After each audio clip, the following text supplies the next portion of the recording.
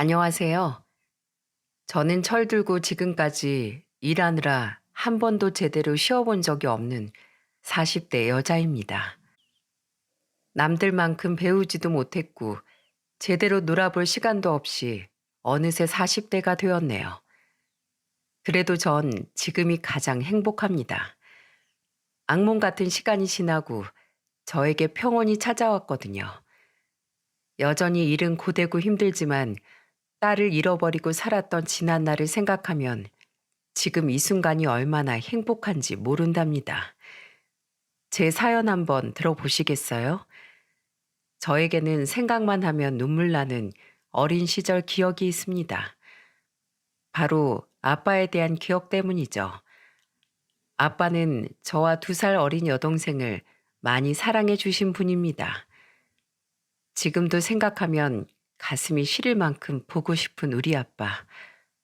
아빠는 참 다정다감한 분이셨습니다. 손재주가 좋으셔서 집안에 있는 사소한 물건을 고치거나 만드는 것도 참 잘하셨지만 무엇보다도 딸 머리를 예쁘게 잘 따주시곤 하셨죠.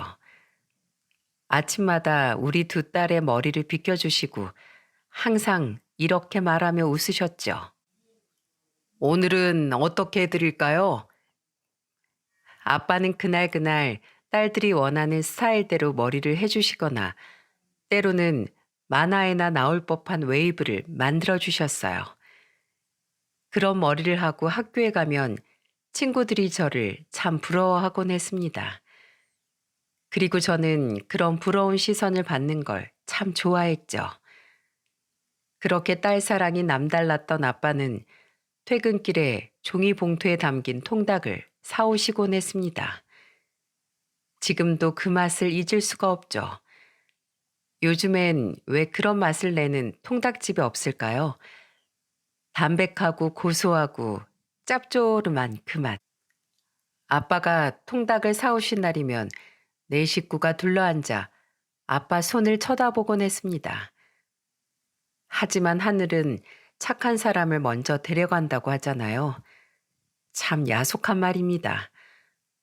아빠는 조그만 건축 사업을 하셨는데 친한 친구에게 금전 관리를 맡기시고 몇 년 동안 열심히 일만 하셨어요. 그런데 제가 중학교 3학년이 되던 해 하교하고 집에 돌아와 보니 집안 곳곳에 빨간 딱지가 붙어 있었습니다. 저는 처음 그런 광경을 보았어요. 하지만 빨간 딱지가 무슨 의미인지 어린 나이에도 알 수 있었습니다. 드라마에서 흔히 나오는 장면이니까요. 그렇지만 믿을 수가 없었어요. 엄마, 이게 뭐야? 집안을 돌아보던 저는 엄마에게 물었습니다. 저보다 먼저 하교를 한 여동생은 자신이 아끼는 소니 오디오에 빨간 딱지가 붙어 있는 걸 보고 울먹이고 있었고요.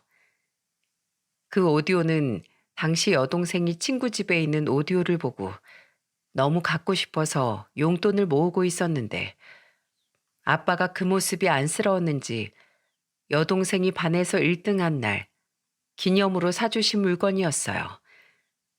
그러니까 당연히 여동생 애장품 1호였죠. 하지만 그 오디오에 빨간 딱지가 붙어 있었습니다. 저도 그걸 보고 가슴이 철렁했어요. 언니, 이거 뭐야? 내 오디오에 이거 뭐냐고.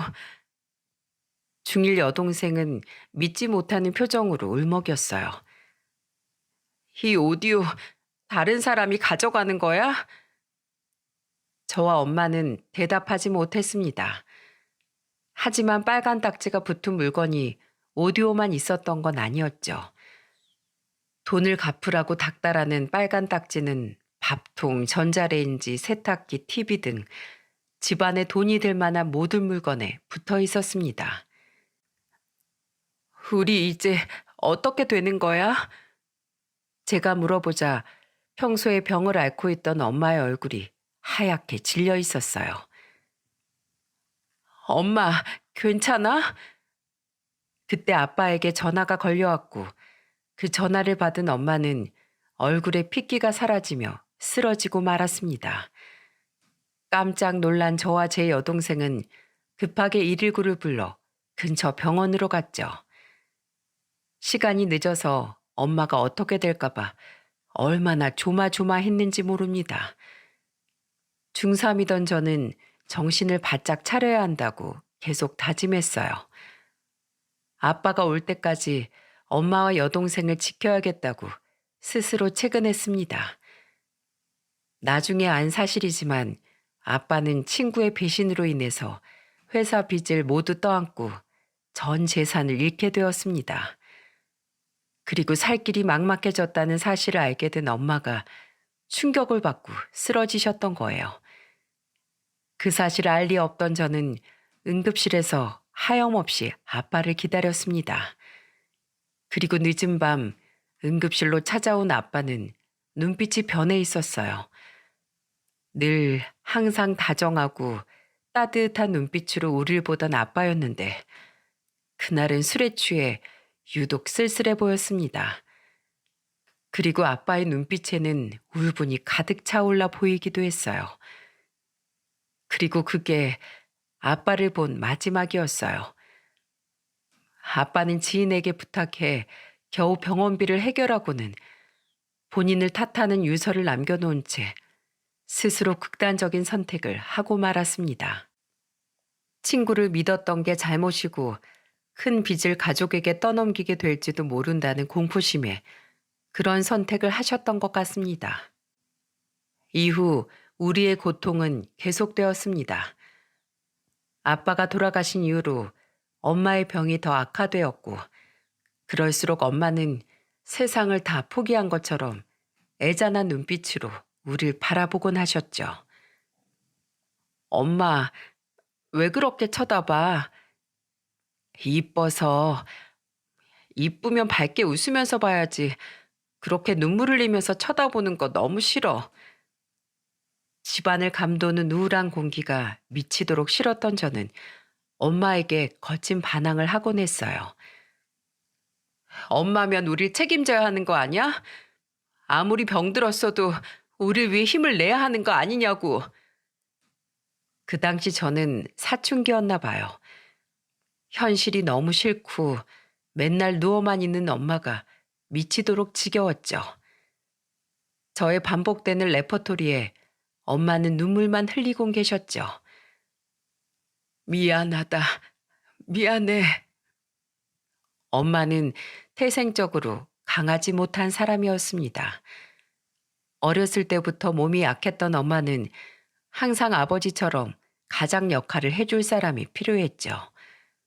그리고 자연스럽게 우리 집 가장 역할은 맏딸인 제가 맡게 되었고요. 동생이 학교도 다녀야 하고 엄마 약값도 해야 하는 상황, 아무도 생계를 책임져 주지 않았기에 저는 고등학교에 입학하자마자 닥치는 대로 알바를 했습니다. 저희 사정을 아는 사람들이 아름아름 돈이 될 만한 일을 소개해 주셨고 저는 열심히 일을 했죠. 식당에서 설거지를 하고 농사철에는 인근에 사는 할머니, 할아버지들을 대신해 밭일하고 몇 푼씩 받고 또 먹을 것을 얻어오며 겨우 입에 풀칠할 수 있었습니다. 그런데 하늘이 무심하게도 우리 가족에게 또 시련을 던져주었죠.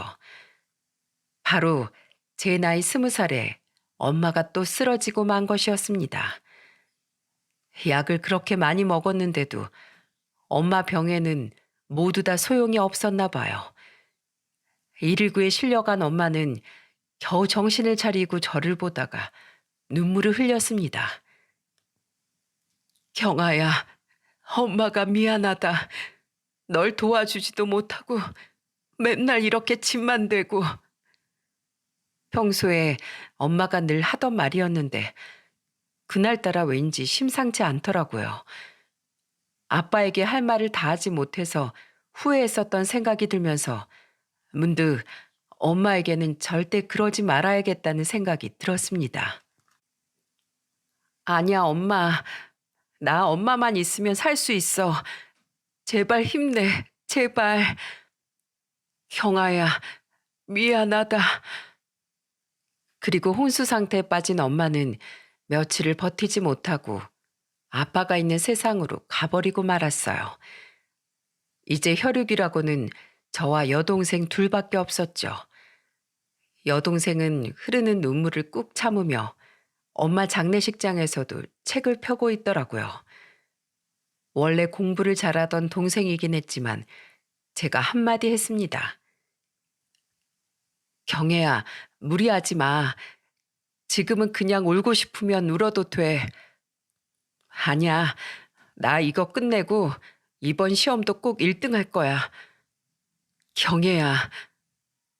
손끝에 힘이 들어간 경혜는 손을 덜덜 떨면서 연습장 위로 영어 단어를 써내려갔습니다. 내 동생이지만 너도 참 독하다 싶어 제가 물어보았죠. 경혜야, 너 왜 이렇게 열심히 공부하는 거야? 엄마 보고 싶지 않아? 엄마보다 이게 더 중요해. 그제야 경혜의 눈에서 눈물이 뚝 떨어져 영어 단어 위에 번졌습니다. 어린 것이 얼마나 눈물을 참았을까요? 마음이 너무 아팠습니다. 그리고 궁금했어요. 뭐가 그렇게 중요한데? 언니, 나 꼭 변호사가 될 거야. 변호사? 어, 우릴 이렇게 만든 건 모두 그 사람들 때문이잖아. 그 사람들 누군지 알 것 같았습니다. 아빠를 배신한 그 사기꾼을 이야기하는 것이겠죠. 경혜는 이를 악물고 더 단호하게 저에게 말했습니다. 마치 오랫동안 가슴에 품었던 한을 푸는 것처럼요. 나 꼭 변호사가 돼서 아빠처럼 억울한 사람 도와주고 싶어. 사기친 놈들 꼭 벌받게 할 거야.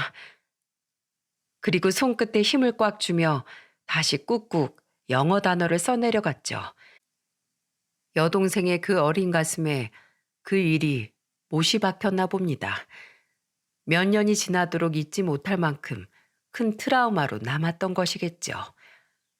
그 마음을 이해 못할 것도 아니라서 동생을 보면서 제가 말했습니다. 경혜야, 고맙다. 언니 한두 네가 좀 풀어줘. 그리고 북받쳐 오르는 눈물을 속으로 삼켜버렸어요. 이제 여동생만 생각하면서 살아야지 다짐하면서요. 여동생이 변호사가 되고 싶다면 제가 최선을 다해 밀어주고 싶었습니다. 왠지 내 동생은 해낼 것 같았으니까요. 성인이 되고 나서 저는 공장에 취직했습니다.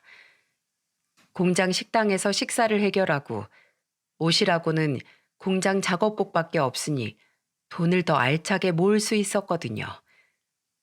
하지만 저도 사람인지라 너무 힘들 때가 있었죠.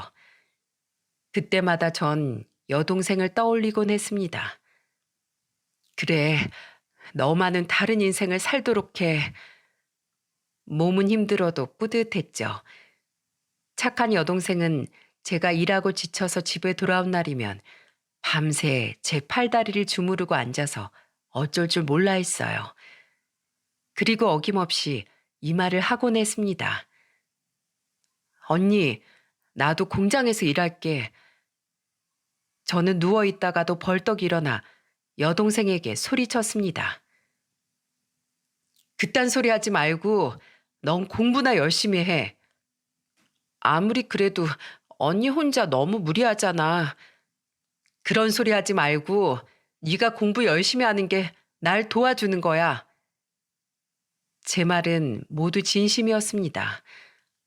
아무리 열심히 일해도 내 손에 남는 것 하나 없이 모래알처럼 빠져나가 버리던 살림이었지만 여동생이 있었기 때문에 서로 의지하며 살 수 있었죠. 여동생은 친구도 사귀지 않고 오로지 열심히 공부만 했어요. 그런 모습을 보면 짠해지기도 했지만 동생이 열심히 하는 만큼 저도 더 열심히 해야겠다는 의욕이 생겼습니다. 그리고 몇 년이 지나 저는 동생을 위해 대도시로 이사를 해야겠다고 결심했습니다. 공부하기에 더 좋은 환경을 마련해 주고 싶었거든요. 그래서 우리 둘은 서울로 이사를 왔습니다.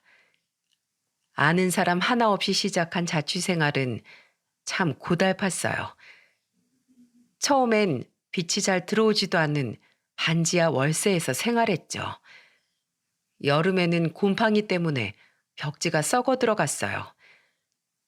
눅눅한 벽지에 아무리 약을 뿌리고 닦아봐도 곰팡이 냄새 때문에 잠을 잘 수가 없었죠. 겨울에는 찬바람이 들어와서 온종일 뼈가 시렸고 수도가 얼어서 물이 나오질 않았어요. 그런 날은 어쩔 수 없이 굶을 수밖에 없었죠. 밥 한 끼 사 먹을 여유도 없을 만큼 빠듯한 생활이었으니까요. 하지만 동생에게 도움이 될까 싶어서 좋은 학원을 보내주었고 그 돈만은 아끼지 않았습니다. 서울이라고 별거 없다. 1등 해라. 알겠지? 언니. 전학 오기 전 반에서 1등을 놓치지 않았던 동생은 고개를 끄덕였어요. 무척 기대되는 표정이었죠. 전 오랜만에 언니 노릇을 제대로 한 것 같아서 무척 뿌듯했습니다. 그리고 몇 년 뒤 여동생은 언니에게 보답이라도 하듯 꽤 우수한 성적으로 서울에 있는 로스쿨에 합격했어요. 저는 너무나 감격했어요. 엄마가 돌아가신 날도 눈물을 꾹 참고 공부하던 그 모습이 떠올랐거든요. 드디어 동생이 꿈을 이룬 거죠. 저는 큰맘 먹고 동생이 가장 좋아하는 치즈케이크를 샀습니다. 그리고 남들이 한다는 레터링도 해봤죠. 케이크에 로스쿨 입학을 축하해 라고 새겨 넣었어요. 기분이 너무 좋더군요.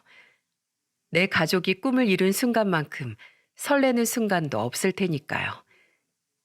그날 저와 여동생은 작은 파티를 했습니다. 케이크를 앞에 놓고 초를 켰죠. 그리고 제가 동생을 향해 말했습니다. 경혜야, 언니는 항상 네 편이야.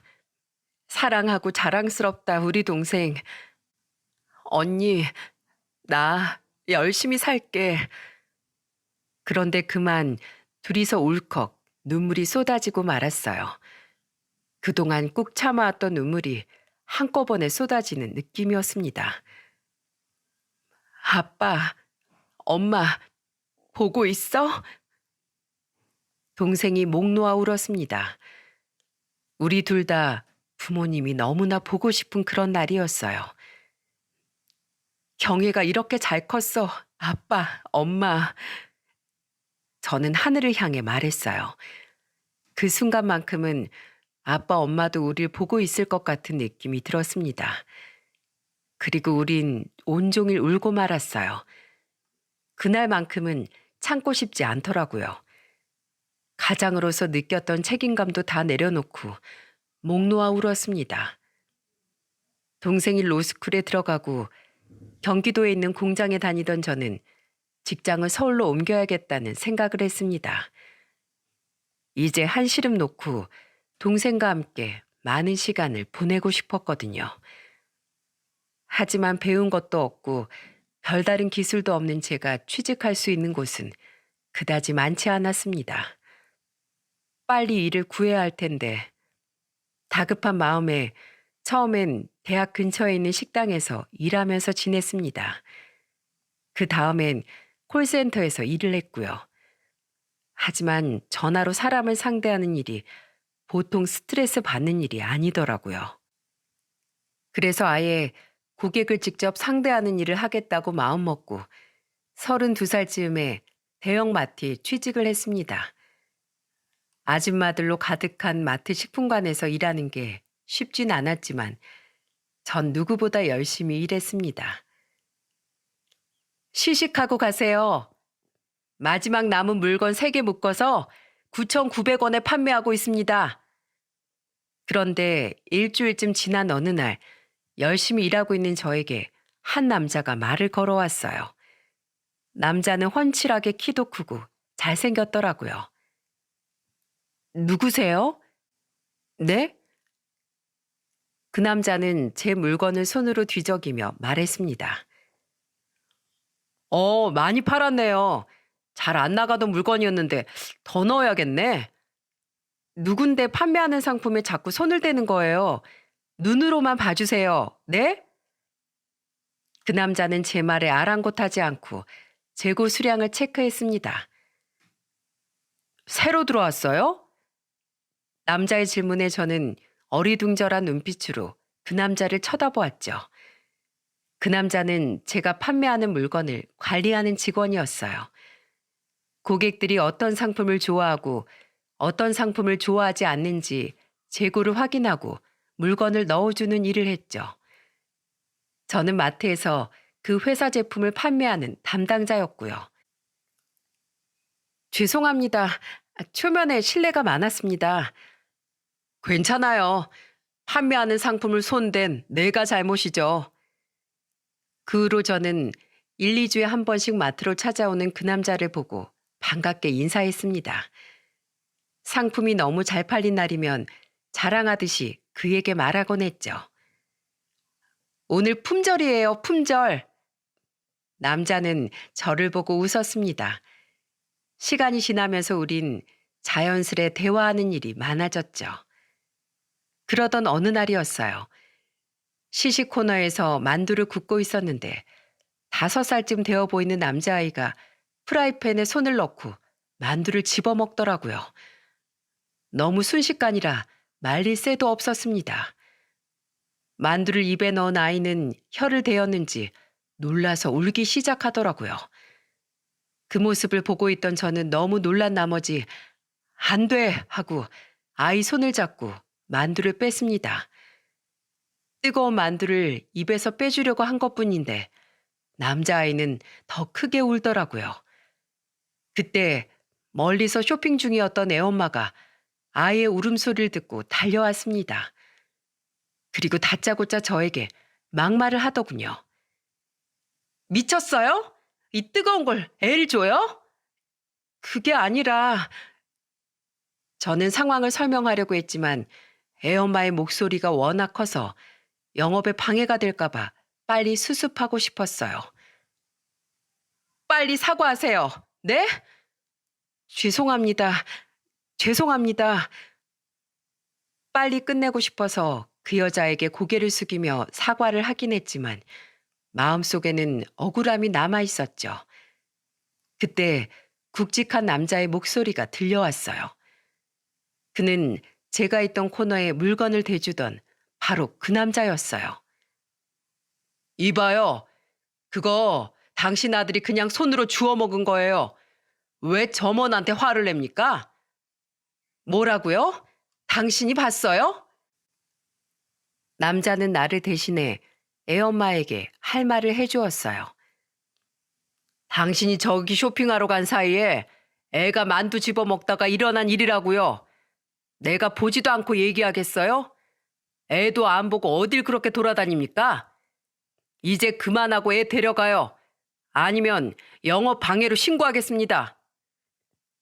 애엄마는 잠시 눈빛이 떨리더니 애를 데리고 급히 사라져버렸어요. 저는 속이 시원하더라고요. 무엇보다 내가 억울한 상황이 생겼을 때 날 대신해 싸워준 그가 정말 고마웠습니다. 그렇게 우린 결혼을 하게 되었죠. 좀 더 일찍 결혼하고 싶었지만 동생이 마음에 걸려서 결혼을 서두를 수가 없었어요. 결혼하면 아무래도 동생을 도와주기가 힘들 테니까요. 그런데 그 사실을 알게 된 동생이 이런 말을 하더라고요. 언니, 할 만큼 했어. 어떤 엄마도 언니만큼은 못할 거야. 나 어린애 아니고 이제 혼자 잘할 수 있어. 결혼해서 꼭 행복하게 살아. 그 말이 참 따뜻했습니다. 그 말 한마디에 그동안의 고생이 다 녹아버리는 것 같았어요. 밤잠 못 자고 열심히 공부해 준 것도 고마운데 언니를 생각해 주는 동생의 마음이 참 기특하더군요. 무슨 일 있으면 꼭 이 언니한테 얘기해야 돼? 그렇게 여동생에게 다짐을 받고 저는 결혼을 하게 되었죠. 하지만 남편과 저는 신혼집을 마련할 만큼 여유롭지 못했어요. 그래서 우리는 결국 시댁으로 들어가기로 했습니다. 시부, 시모, 시누이 남편, 네 식구가 사는 집에 제가 들어가게 된 거죠. 그동안 고생 많았다. 내가 너의 부모가 되어주마. 우리 집에 들어와서 같이 살게 된 이상 내가 널 딸처럼 잘해줄게. 그리고 3년 지나면 전셋집 마련해서 분가하면 되는 거야. 알겠지? 딸처럼 잘해준다는 시모의 말을 들으니 눈물이 핑 돌더라고요. 흔히 며느리에게 하는 말이지만 저에게는 정말 의미가 달랐습니다. 부모님 돌아가시고 10년 넘게 고아처럼 살았으니까요. 결혼하니 남편 부모도 내 부모가 될 수 있구나. 그렇다면 내가 돌아가신 우리 엄마처럼 생각하고 의지하며 살아야겠다 다짐했습니다. 정말로 좋은 시어머니 밑에서 내가 며느리 역할을 잘하면 화목한 가정을 꾸리고 살 수 있을 거라고 생각했죠. 하지만 저의 이런 기대는 얼마 지나지 않아 모두 어긋나 버렸어요. 임신한 지 얼마 되지 않아 시모가 저를 부르더군요. 무슨 일인가 싶어서 시모가 있는 방으로 들어갔더니 대뜸 이런 말을 하는 겁니다. 네 통장 이제 내가 관리할 테니 내놔. 갑자기 이런 말을 왜 하는 건지 너무 놀란 저는 시모에게 되물었죠. 왜요, 어머니? 이제 아이도 낳을 테고 돈이 많이 필요할 텐데 내가 돈을 모아주마. 아직 어려서 너희가 어떻게 돈 관리를 하니? 네 남편 월급도 내가 많이 모았어. 네 통장도 같이 모아주마. 저는 머릿속이 복잡해졌습니다. 결혼하면 당연히 남편 월급도 저에게 넘어와야 하는 거 아닌가요? 어리다뇨. 그 당시 30이 넘은 남자가 엄마한테 통장 관리를 맡긴다는 게 도무지 이해가 되지 않았어요. 게다가 제 통장까지 내놓으라뇨. 이건 안 될 말이었습니다. 그건 안 됩니다, 어머님. 저도 잘할 수 있으니까 제 돈은 제가 관리할게요. 뭐? 그리고요, 어머님. 이제 아이 아빠 통장도 제가 관리해야죠. 그것도 넘겨주세요.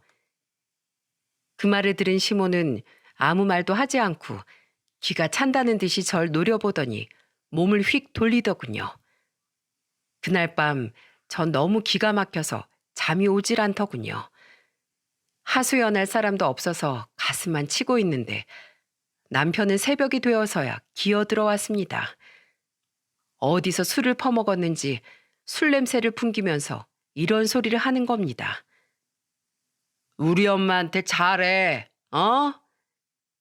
그날 밤 저는 처음으로 이혼을 생각했어요.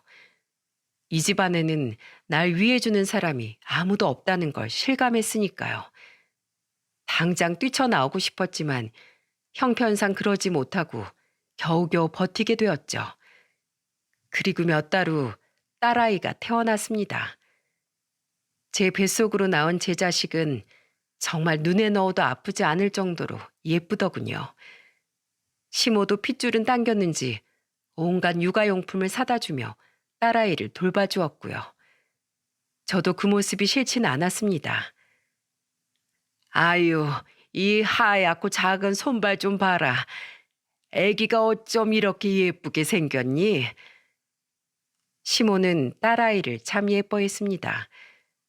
저는 그 모습을 보면서 다행이라고 생각했고요. 하지만 평화는 오래가지 못했죠. 딸아이 돌잔치 날 저는 가족들끼리 조촐하게 식사하길 원했지만 시모는 일가 친척들과 지인들을 뷔페로 불러 모았습니다. 덕분에 일가 친척 하나 없는 저는 또다시 외로운 기분을 맛보아야만 했죠. 일생에 한 번뿐인 딸아이 돌잔치인데 자꾸만 친정아빠와 엄마가 생각이 났습니다. 살아 계셨더라면 나도 저 사람들처럼 웃을 수 있었을 텐데. 그래도 저는 딸아이를 위해 밝게 웃었어요. 사랑하는 딸의 첫 생일인데 엄마가 울면 안 된다고 곱씹으면서 참았습니다. 그런데 제 눈앞에서 절대 참을 수 없는 일이 터지고야 말았어요. 너 여기 고기 좀 더 가져와라. 접시도 좀 치우고. 시모가 마구 일을 시키고 있는 사람은 바로 다름 아닌 제 여동생이었어요. 뷔페에 직원들이 있는데도 시모는 굳이 제 여동생을 시켜 음식을 가져오게 했죠. 그 모습을 본 저는 피가 거꾸로 솟는 듯 했습니다. 안 그래도 친정 부모님 생각에 목이 맬 지경인데 여동생을 함부로 대하는 시모를 보니 가슴이 터져나가는 것 같았어요. 우리 엄마 말 안 들려요? 고기 좀 더 가져오라잖아. 신우가 소리쳤어요. 그때 저는 나이대가 비슷한 신우의 앞에서 당혹스러운 표정으로 서 있는 여동생을 지켜보았죠. 저는 화가 나서 달려갔습니다. 지금 뭐 하는 거야? 네가 뭔데 내 동생을 시켜? 생각할수록 화가 났습니다. 제가 소리를 지르자 시모가 벌떡 일어나 저에게 다가오더군요. 조카 생일날 손님 대접하게 고기 좀 더 가져오라는데 뭐가 잘못됐어? 왜 제 동생이 해야 하죠? 고기가 필요하면 어머님 그 귀한 따님 시키면 되잖아요. 뭐? 이게 시애미한테 못하는 소리가 없어? 제 동생 곧 변호사 될 사람이에요.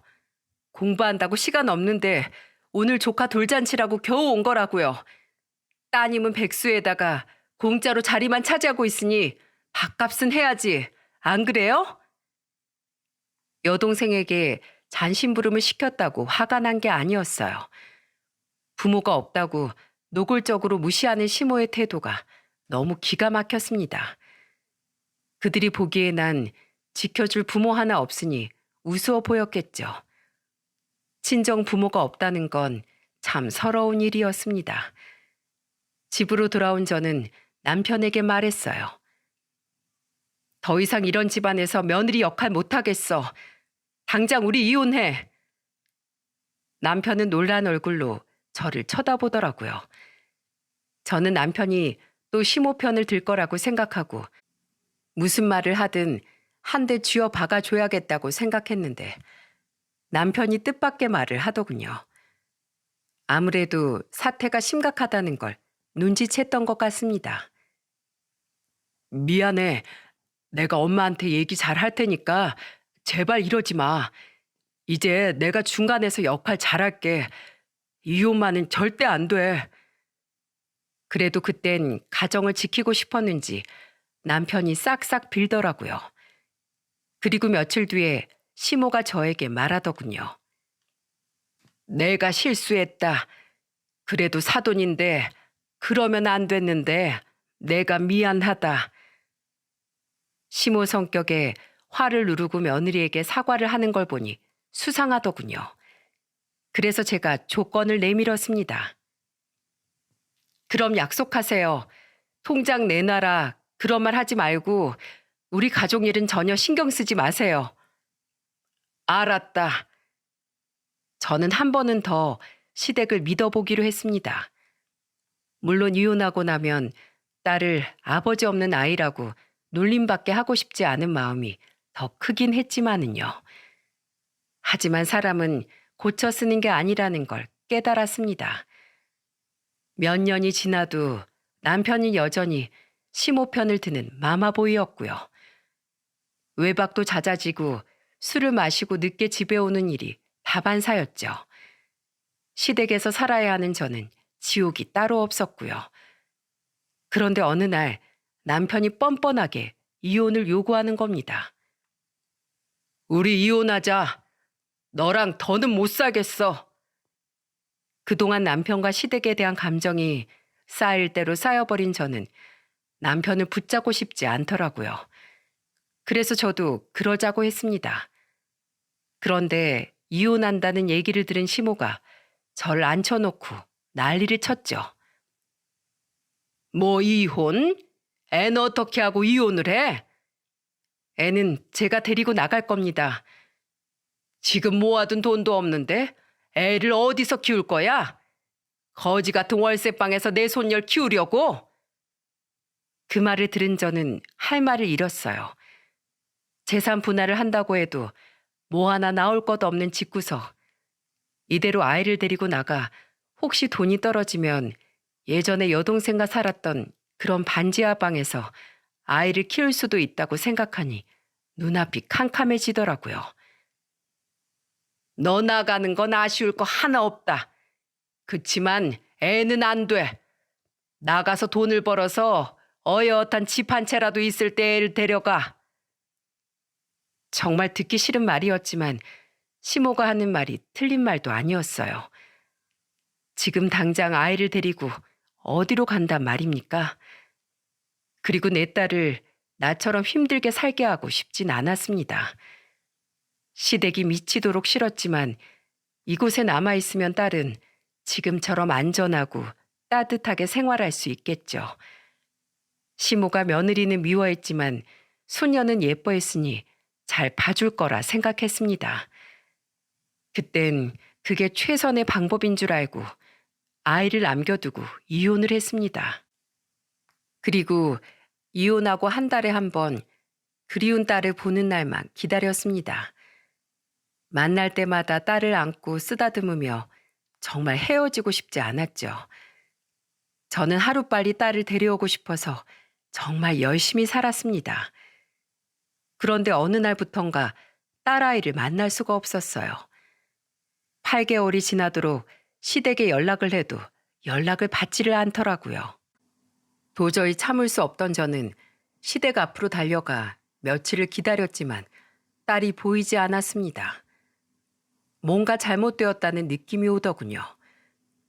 저는 무작정 시부모가 운영하는 식당으로 쳐들어갔습니다. 문을 벌컥 열자 놀란 시모가 절 쳐다보더군요. 무슨 일이야? 우리 주아 어딨어요? 어딨냐고요? 제가 소리쳤지만 시모는 처음에 아무 말도 하지 않았습니다. 안달이 난 제가 펄펄 날뛰었죠. 여기서 멈추면 우리 주아를 영원히 볼 수 없을 것 같은 생각이 들어서 더 크게 소리쳤습니다. 어머님, 전 부모도 없고 더 잃을 것도 없는 사람이에요. 진짜 제 모습을 보여드릴까요? 손에 잡히는 대로 식당 물건을 엎어버렸습니다. 바닥으로 물통과 수저가 와장창 떨어지는 소리가 나더군요. 빨리 말하라고. 내 딸 어딨어? 잠깐 맡긴 거야. 잠깐. 맡겼다고요? 어디요? 신고하기 전에 빨리 말해요. 어디 있냐고요? 전 눈이 돌아버린 상태로 시모를 다그쳤습니다. 시모는 그제야 딸을 경기도의 한 보육원에 맡겼다고 이야기했죠. 그 말을 들은 저는 정말 미쳐버리겠더라고요. 보육원이요? 왜 그러셨어요? 왜? 너 닮은 꼴이 보기 싫어서 보내버렸다. 뭐라고요? 부들부들 떨렸습니다. 며느리가 아무리 믿고 남편이 아무리 바보 같고 시모가 아무리 욕심이 많다지만 딸을 보육원에 보내다니요. 그게 사람으로서 할 수 있는 행동입니까? 제가 데리러 온다고 했잖아요. 저한테 한마디 상의도 없이 어떻게 이러실 수가 있어요? 네? 네 시아버지가 사고를 치는 바람에 잠시 맡긴 거야. 시부가 식당을 확장하려던 돈을 날렸다는 건 어렴풋이 알고 있었지만 그렇다고 제 딸을 왜 보육원에 보낸 걸까요? 도무지 이해가 되지 않았지만 저는 우선 딸을 찾아야겠다고 생각했습니다. 낯선 곳에서 두려움에 떨고 있을 딸을 생각하니 저는 도무지 잠을 이룰 수가 없었어요. 다음 날 시모가 알려준 경기도의 한 보육원에 겨우 도착했습니다. 그런데 저 멀리 창가에 서 있는 아이가 보였습니다. 심장이 쿵 내려앉더군요. 멀리서 보아도 그 아이는 내 딸, 분명 내 딸 주아였습니다. 주아야, 엄마야, 엄마. 그제야 절 알아본 주아가 달려와 제 품에 안겼습니다. 7살밖에 안 된 아이가 그동안 얼마나 외로웠으면 엄마 가슴에 파묻혀 서럽게 울더라고요. 그 소리를 듣고 있으니 저도 가슴이 찢어질 듯이 아팠습니다. 이제 엄마랑 가자. 엄마가 미안해. 정말 미안해.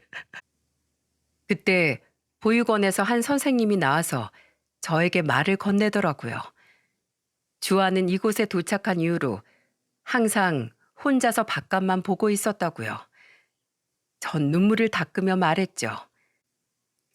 주아야, 왜 창밖만 보고 있었어? 엄마가 나 버렸잖아. 뭐? 누가 그런 말을 해? 할머니. 주아의 뜻밖의 말에 저는 놀라서 주아를 쳐다보았습니다. 너무 보고 싶었어.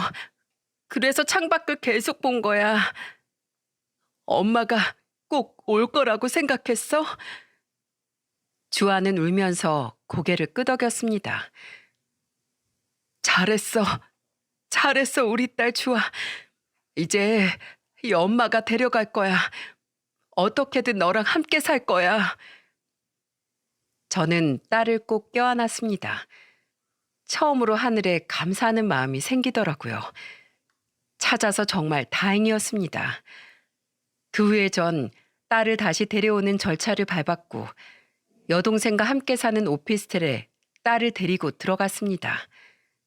비록 방 한 칸뿐인 집이었지만 딸과 함께 있다는 것이 너무 행복했어요. 손을 잡고 잠이 들었는데 세상 부러운 것이 없더라고요.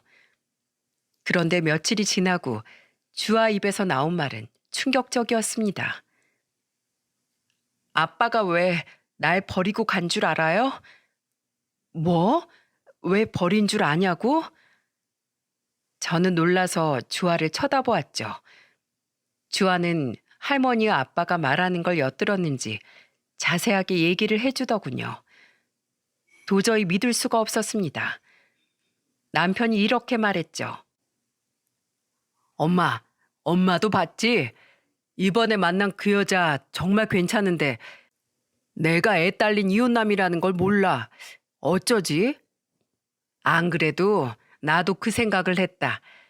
일단 너 재혼은 해야 하니까 애를 잠시 맡겨두자. 주아? 주아를 어디에? 잠시 보육원에 맡겨뒀다가 재혼하고 그때 데려오면 되지. 안 그래?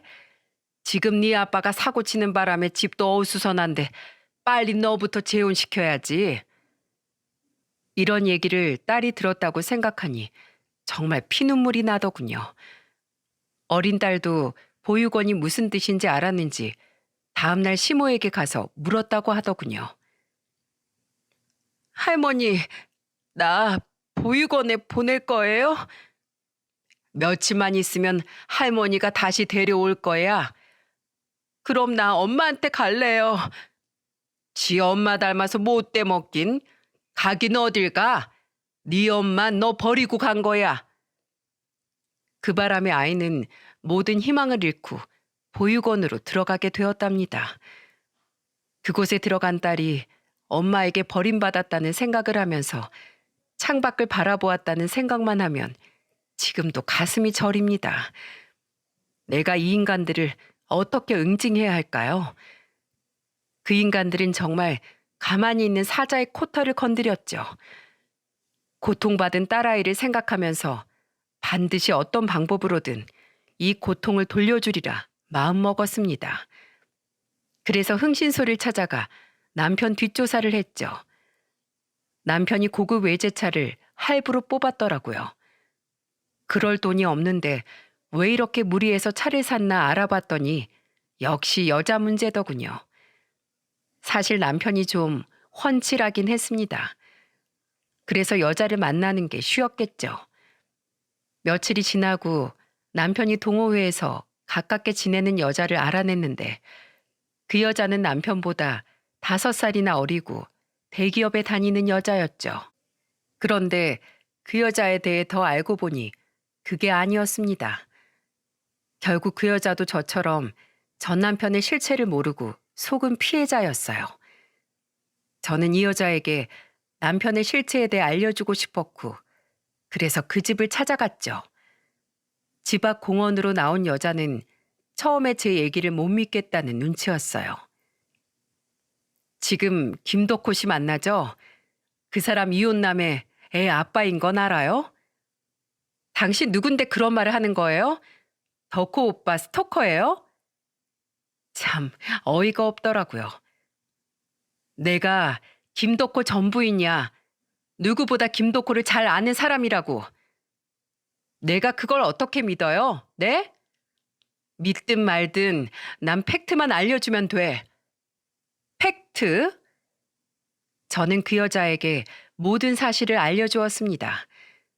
전 남편이 타고 다니는 외제차는 할부로 무리해서 산 거고, 그 집 아버지는 사업가가 아니라 조그만 테이블 5개 놓고 장사하는 그런 식당을 운영할 뿐이라고요. 그런데도 의심스러운 눈초리로 저의 표정을 살피는 여자를 보자 갑자기 화가 치밀어 오르더군요.